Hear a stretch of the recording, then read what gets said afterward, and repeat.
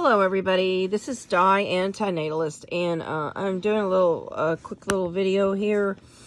I first want to start off with a disclaimer that I am not critiquing helping others. I'm not criticizing or judging anyone who helps others, because it's always a good thing when somebody is in need to help them.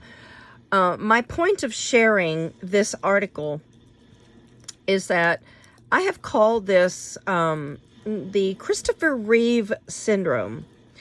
And that is because when Christopher Reeve had the accident and when falling off of his horse, and he I guess broke his neck and incurred a spinal injury, he started to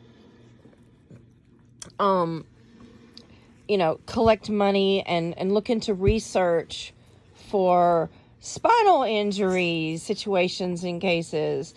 And I just call it the Christopher Reeve syndrome because he wasn't an advocate for spinal injury situations before his own accident. So these children have collected money, which is a great thing to introduce children. Oh, don't do that, baby. Don't pull my paper. It's a great idea to introduce children to generosity. And I was introduced to generosity at a very early age. I don't know if my generosity is nature or nurture, but I kind of think it's nature. I think it's kind of like, in my blood. But here we go. The community at Peebles Elementary raised 3 times their goal amount for an elementary school severely damaged by Hurricane Ida. Now, here's what I see over and over and over, and this is what gets applaud in our world. Whenever something pertains to you and you seek to find advancements in research, or you find to donate to a cause. For instance, if I had diabetes, and if my number one philanthropy was to, address and help people with diabetes, that's what I term the Christopher Reeve syndrome.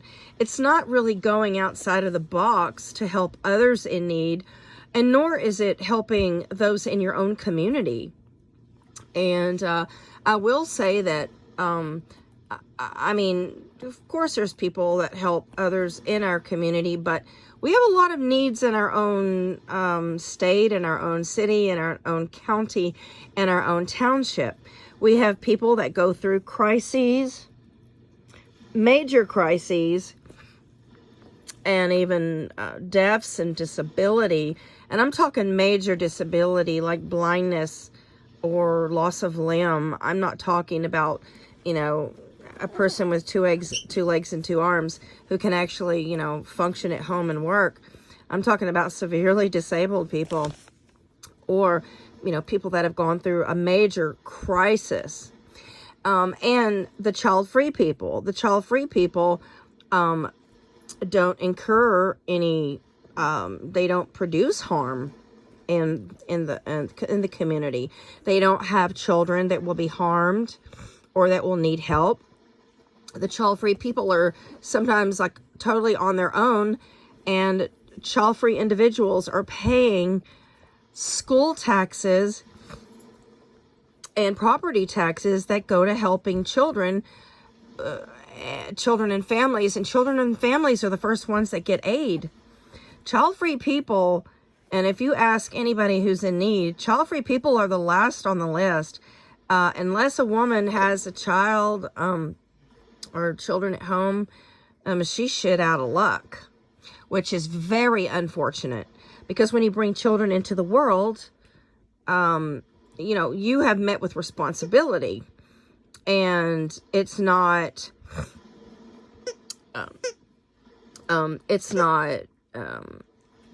a person of integrity who just holds their hand out for money. And there's a Facebook group, and it's called, you know, I think it's called like Feel Sorry for Me. I'm a parent and I need help or something like that. And, you know, that's the truth, folks. It's the families who always have their hand out for the begging bowl. And they're always insisting on help from the government or help from their own communities. But I don't know what this phenomenon is of just, you know, helping your own kind. But the only word that comes to my mind is selfishness. Because you can identify with people who have lost the same things as you, or in this case, the students are helping other students. Now, a school that has damaged by a hurricane is funded by the government. Schools are never without in America. And, you know, contrary to what parents think, parents are always demanding more and more from the public schools. But the public schools are extremely generous, and they even offer free meals and free snacks for students, and even free pencils, erasers, notebooks. Whatever a child needs, it probably can get with just a snap of a finger. So schools are never without. It says here, it was a part of One Day Love for Louisiana fundraising event earlier this month. People's Principal Susie Bullock set a $500 goal, but the total raise was $1,500. The funding will go to Bayou Blue Elementary, pre-kindergarten to second grade school in the district of La Fourche Parish. Okay, students help raise funds for hurricane-damaged school. Okay, the key word is there, students help school. Students help school. Diabetics help diabetics. Spinal cord injury patients help spinal cord injury individuals. Now, if you see my point, you can understand where I'm going with this. Students responded almost instantly when they heard of the idea to help schools affected with the hurricane. In addition, students and staff were asked to wear red or something that shows their love for Louisiana.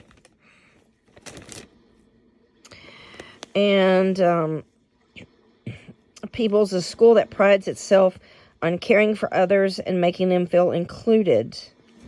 They go by PES ROCKS, an acronym for respecting others, choosing kindness, and staying safe. And that's all well and good. And, you know, this is not a critique at all. I am just pointing out, just, you know, an observation that I've seen over the years. And I also know people in the community that aren't getting help or assistance. And $1,500 would go a long way to helping those people.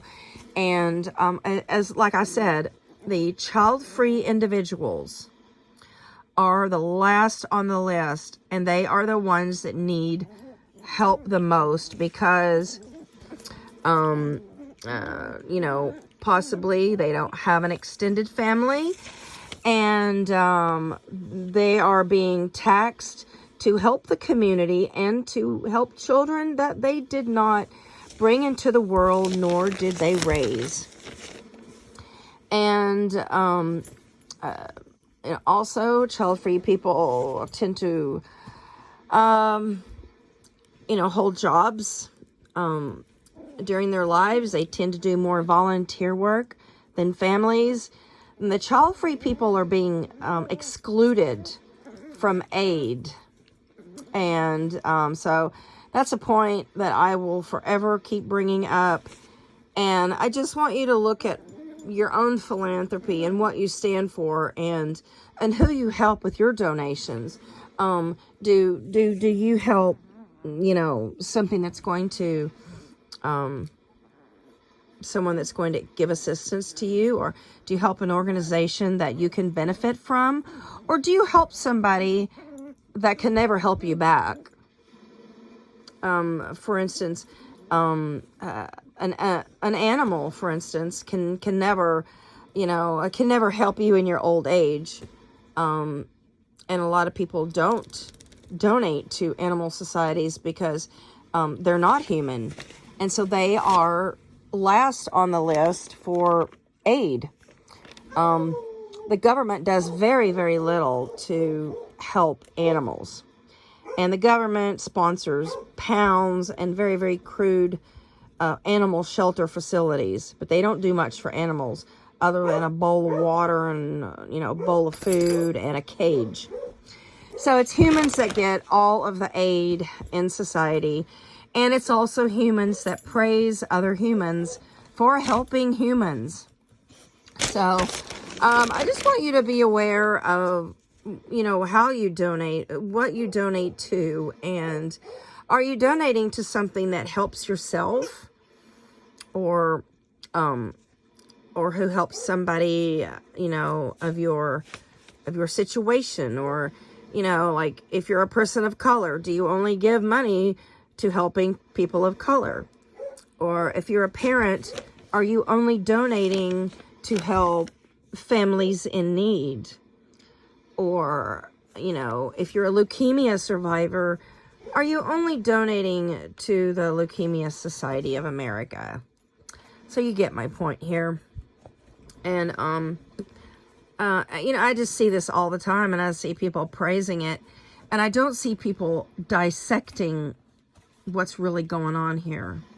So my community is full of people in need. It's, there's some child-free people around who are paying for schooling and public busing, and they are getting nothing in return.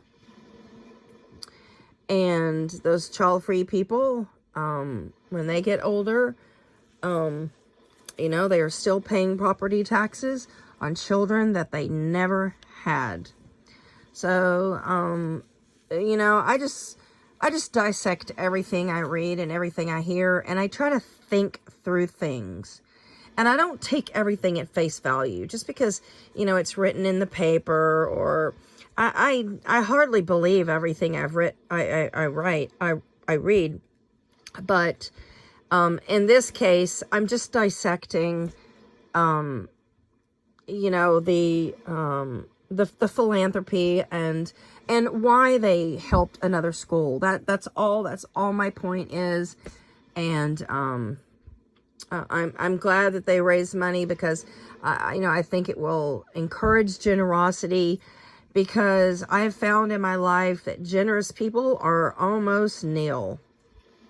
And I have been known for being generous, and it actually has hurt me on many occasions, and it has really soured my feeling towards humanity. And the saying, pass it on, when somebody does something nice for you, just pass it on.